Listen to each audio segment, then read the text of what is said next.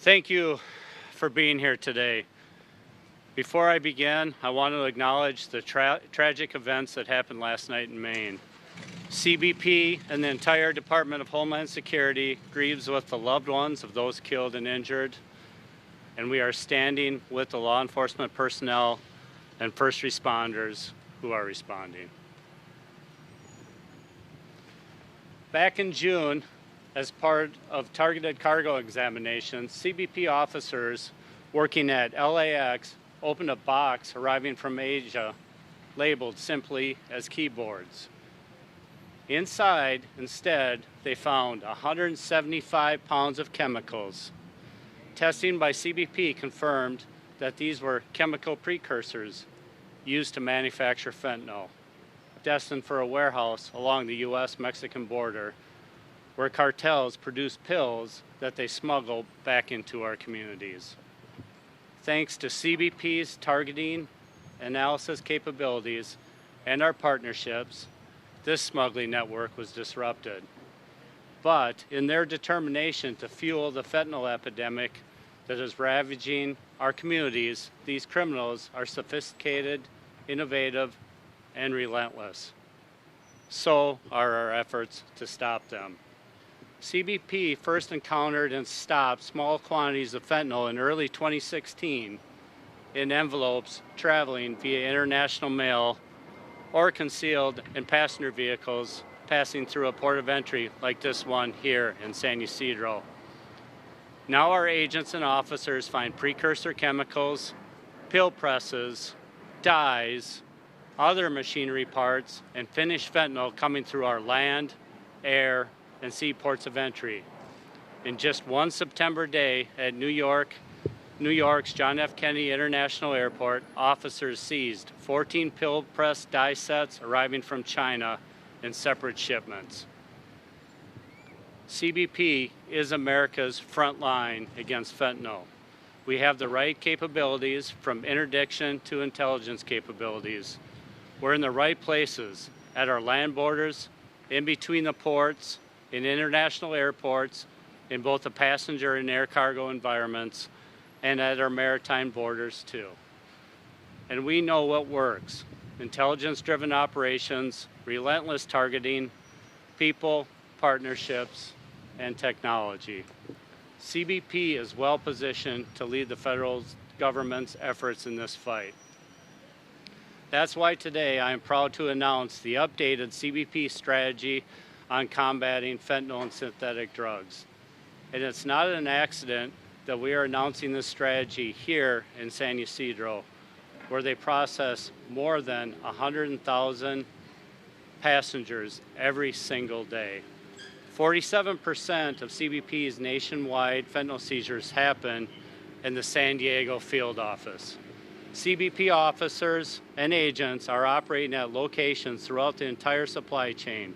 They are able to detect, identify, and seize illicit drugs and production materials used in the illicit production of synthetics from entering the country using advanced data, analytics, strategic intelligence-driven operations, and non-intrusive inspection technology enhancements to achieve results. The stakes couldn't be higher. In calendar year 2022, more than 107,000 Americans died of drug overdoses, a majority of those from fentanyl. In California alone, in 2021, that number was nearly 6,000. That's 6,000 parents, children, neighbors, friends, and family. While CBP is committed to leading the fight against fentanyl, we cannot do it alone. That's why I'm so proud to be here at San Ysidro today, standing along so many key partners from across Southern California to further our efforts to keep these dangerous drugs off our streets and out of our communities. Today we are launching Operation Apolo, a Southern California counter-fentanyl joint operation. This is the first step in enacting our new CBP strategy to combat fentanyl, and it won't be our last, in ruthlessly attacking the criminals that trade in synthetic drugs at the expense of American lives. Led by CBP, Operation Apollo will leverage intelligence collection to build on previous operations, specifically to understand and better address tactics, techniques, and processes transnational criminal organizations use. Apollo will also improve and add to law enforcement intelligence on trafficking networks in Southern California. While fentanyl is the principal target of the operation, our partners will also use the intel gathered to target fentanyl analogs, other opioids, precursor chemicals, and synthetics like methamphetamine and xylazine. I am deeply grateful to the partners that are here today who have been instrumental in building this operation and who I know will work around the clock to see it through. In addition to these key partnerships, CBP needs additional resources to keep funding this fight. Last week, President Biden requested that Congress pass a supplemental budget to increase the number of CBP agents and officers, as well as fund critical detection equipment to prevent transnational criminal organizations from trafficking fentanyl and other deadly opioids through our ports of entry. This request for increase in personnel and technology, if passed, will help us continue moving the needle forward in the fight against fentanyl. Before I close, I want to express my gratitude to the CBP workforce. Our officers and agents rise every day to face challenges with tenacity and integrity here in San Diego, across the country, and around the world. They are vigilant and dedicated to our mission. The fight against fentanyl is no different, and so many of us take this very personally. Tragically, like so many Americans, we've lost family members, friends, and neighbors to the drugs devastation. It is our highest responsibility to protect our country and our communities, one we don't take lightly. We appreciate you and thank you for everything you do every single day. In closing, I cannot emphasize enough how vital a whole-of-government approach is to stop illicit finance, halt the illegal importation of fentanyl, its precursors, the machinery used to produce it, and disrupt the production mechanisms and supply chains operated by the criminals who stand to profit from it. CBP is on the front line of this fight. The enemy is unrelenting, but working together, we are determined to win. Thank you. Now I'm going to turn it over to our good partner, Mayor Gloria. Thank you. Commissioner Miller, thank you so much for traveling across the country to highlight the great work being done to address the fentanyl crisis here at San Diego's border with Mexico, and to make this important announcement about CBP's strategy on fentanyl and the launch of Operation Apollo. The key to our success in saving lives is by disrupting the illicit fentanyl trade will be in our ability to take a whole-of-government approach. So from the local government perspective, the City of San Diego is proud to work with our federal, state, county, tribal, and other agencies to take this crisis head-on. We have strong relationships here in San Diego with our federal law enforcement leaders. And I want to particularly thank and acknowledge U.S. Border Patrol San Diego Sector Chief Diane McGurk, as well as CBP San Diego Field Operations Director Sydney Aki for their work on this issue. Commissioner Miller, I can attest, these folks work incredibly hard. These leaders and every one of them who work for them do an incredible job here. I've been to San Ysidro many times, seen their work at first person, and I can't thank you enough for the great work you do to keep our neighborhoods safe. They, of course, are backed up by local efforts to address our fentanyl crisis. Our San Diego Police Chief, David Nisleit, our San Diego County Sheriff, Kelly Martinez, as well as our great DA, Summer Steffen. We also had representation earlier from our City Attorney's Office. They, coupled with enforcement partners like DEA, HSI, FBI, and others who are here today, we had a very important conversation that really illustrate how San Diego comes together to get the job done. And now with this announcement today by CBP, I think we'll be able to get even more done. As the mayor of the city of San Diego, I'm extremely grateful to the Biden administration for their leadership on fentanyl, specifically for proposing the $106 billion emergency relief package this week that was mentioned by the commissioner. It includes $13.1 billion to hire needed DHS staff to secure our border against illegal fentanyl smuggling. Some of you joined me last week when we had a roundtable discussion on illicit fentanyl involving all levels of government with our California Attorney General, Rob Bonta. In that discussion, we shared strategies and are committed to strengthening our collaboration and discussed various actions that we can take going forward. I convened that roundtable because San Diego is on the forefront of this battle. In our city alone, 410 people died of accidental overdose involving fentanyl last year. For comparison, 5 years ago, 45 people died due to fentanyl overdose. That's an increase of over 800%. This crisis is even more acute on our streets, and it is supercharging our homelessness crisis. 5 years ago, 3 people experiencing homelessness died due to fentanyl overdose. Last year, it was 181. This is a national crisis with, as was mentioned, tens of thousands of Americans dying from fentanyl. Our estimate is about 200 a day. The rising prevalence of fentanyl is obvious, and the human toll is enormous, and we must stem the tide against this poison. It is so urgent.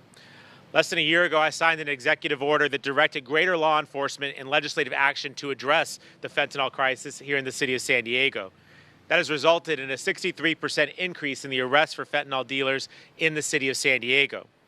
We've also worked to expand shelter beds with drug treatment services in partnership with the County of San Diego, purchase laser detection devices for our police department to use to test substances that they encounter in the field, a jail diversion program to get low-level offenders into treatment. And probably most popularly, we've got 3 trained dogs now to sniff out fentanyl on the streets and keep our officers safe. At the state level, I've partnered with legislators to introduce bills to enhance penalties on dealers when their actions result in someone's death. I regret to report to you that neither bill passed this year, but I am committed to continuing to seek state legislation in 2024 that holds reckless and craven drug dealers responsible for these poisonings. The fact remains that illicit fentanyl presents a grave danger to our communities and to our society. Upwards of 800 people dying each year in our county due to fentanyl, and now with the introduction of xylazine or tranq, this crisis is continuing to evolve, and it's only getting more dangerous. We cannot be passive observers in the face of this crisis. I've heard the stories, I've seen the despair, I've seen the predatory manner in which dealers prey on our most vulnerable residents. Greater enforcement and harsher penalties for illicit fentanyl dealers is an imperative. And today's announcement around Operation Apolo and CBP's coordinated fentanyl strategy build upon the culture of partnership and collaboration that we've built here in San Diego, and it takes it to a national stage.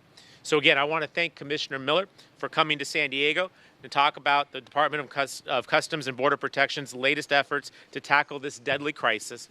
I want to make sure that he understands that we here in San Diego are ready to do whatever it takes to stop this crisis and to save lives. With that, I'm happy to turn it back to Commissioner Miller. Great, thanks for your time for a few questions. The first one is Shelley from NBC. Why is it important that we're making this announcement here and not in? Well, first of all, look beside me.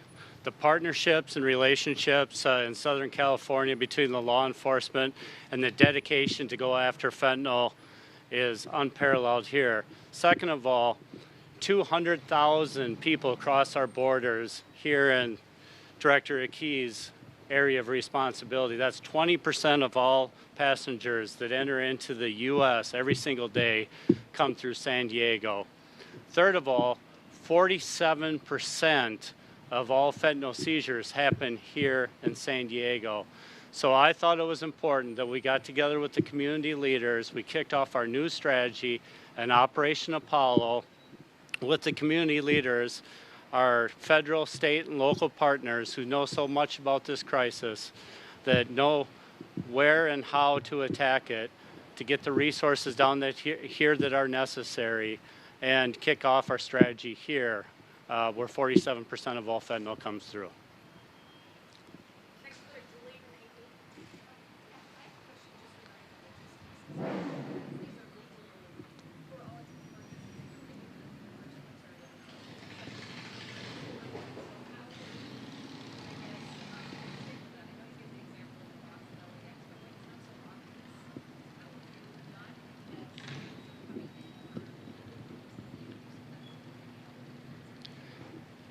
So thank you. First of all, that's a great question, and I'll start with what you mentioned. In LA, what we're seeing through master carton smuggling is we're seeing large boxes manifested as things like keyboards, but when we open up the box, it's unmanifested precursors, pre-labeled, going to the southwest border locations and going across the border.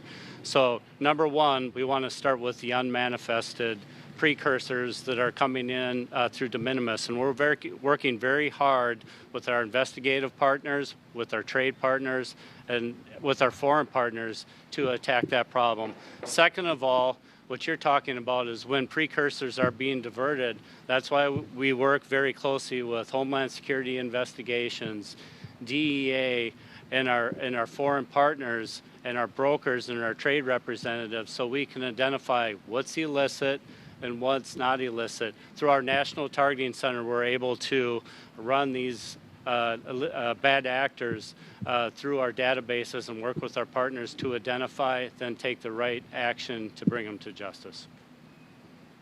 Tony, Considering all the challenges you have at the border to protect it, but there are drug cartels, immigration, what were behind the design of this strategy? The work.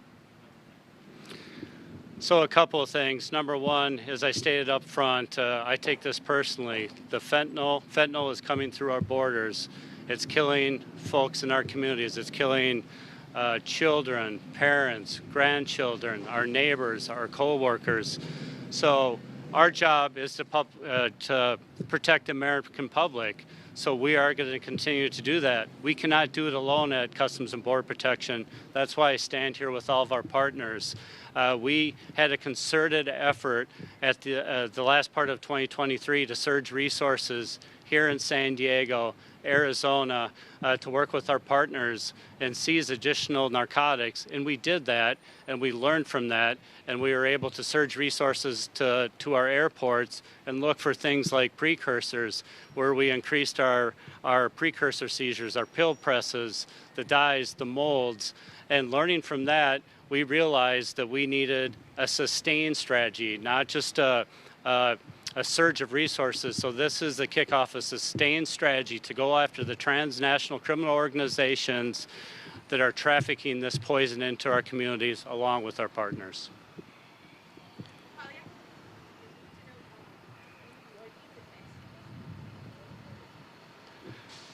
Yes, I work CBP, Department of Homeland Security. We work with our Mexican partners every single day on information sharing, on really doing what it takes to identify those transnational criminal organizations and go after them.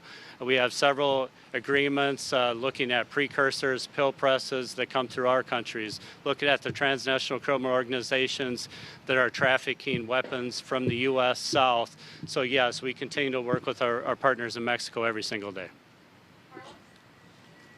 Hi, I'm Carlos Gonzalez with CGN Noticias. Commissioner, something very important is the collaboration between both authorities, South and North. At the same time, the situation of see something, say something, especially in the information. At those levels, how's the collaboration through this operative for that particular? Again, thank you for the question. So our relationships with, if you're talking about our relationships with Mexico, first of all, they're strong, and through our collaboration, through our intelligence gathering, collection, and through our partners, we will share that information when we feel fit, when the information is ready to be shared with our partners, so they can do something about it. Good morning, Mr. Miller. Salvador Rivera. Good morning. Box from Island Border Report. Two questions, if I may, and I don't mean to be sarcastic, but what took so long to get everyone on the same page? And number two, I don't know how much stock you put into this. Two separate cartels in Tijuana have laid out banners, narco bandas, claiming they're getting out of the fentanyl business. You buy that at all? Do you think that'll help? Well, number one, this isn't the start. This is an iterative process. So we have been working with our partners. We continue to work with our partners, and we know we have to do more. So we stand here to do more. Number two, I put no stock in that.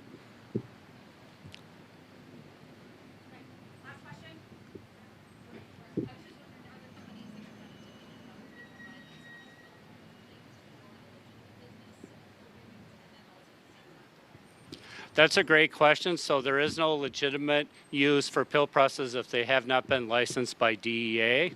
So we're checking every single one of these for licensing requirements. Thank you all very much. Thank you.